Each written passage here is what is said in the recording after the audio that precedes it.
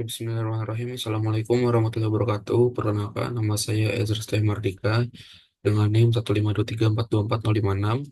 Dan di sini saya membuat video ini sebagai penilaian untuk UAS mata kuliah manajemen risiko.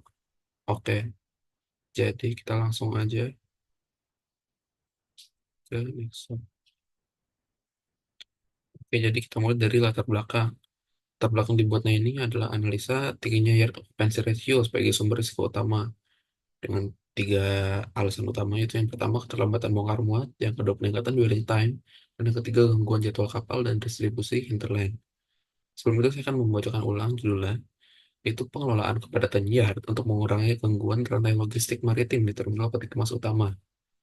Kita lanjut, tujuan dan sasaran ini mengikuti poin-poin SMART. Yang pertama spesifik, optimalisasi penataan yard dan percepatan arus keluar kontainer. Measurable, yard diturunkan dari 75% menjadi di bawah 65%. Achievable dan realistik, didukung TOS, penataan blok yard, dan koordinasi pengguna jasa. Dan yang terakhir, time bound, target tercapai dalam 6 bulan. Ruang lingkup. Ruang lingkupnya ini sendiri yaitu untuk kegiatannya ada yard planning dan penataan peti kemas, receiving dan delivery, monitoring YOR, dan koordinasi tracking dan shipping line. Untuk lokasinya itu berada di yard import, export maupun transshipment dengan skala kapasitas kurang lebih 500.000 TEUs per tahun dengan 2.000 kurang lebih 2.000 pergerakan kontainer per hari. Dengan cakupannya sendiri itu operasional, peralatan SDM TOS, dan juga jadwal. Selanjutnya adalah stakeholder internal. Ini dipegang oleh manajemen terminal, divisi operasi yard, planner dan pengelola TOS, dan juga operator alat.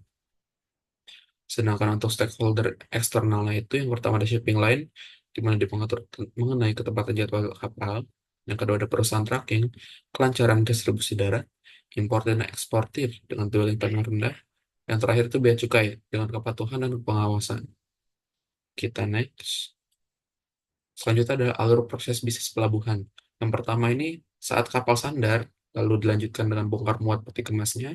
Setelah itu penempatan di yard, setelah disimpan di yard itu ditaruh di penyimpanan sementara, lalu lanjut ke proses receiving dan delivery, lalu proses terakhir ini adalah distribusi ke hinterland.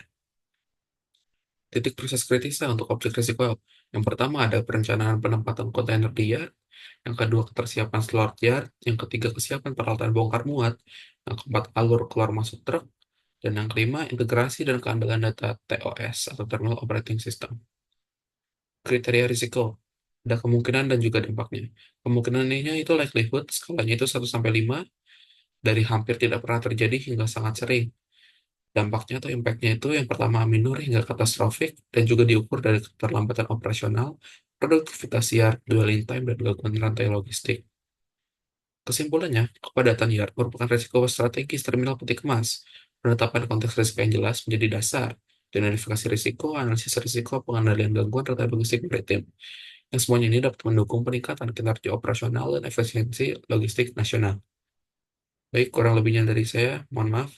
Wassalamualaikum warahmatullahi wabarakatuh.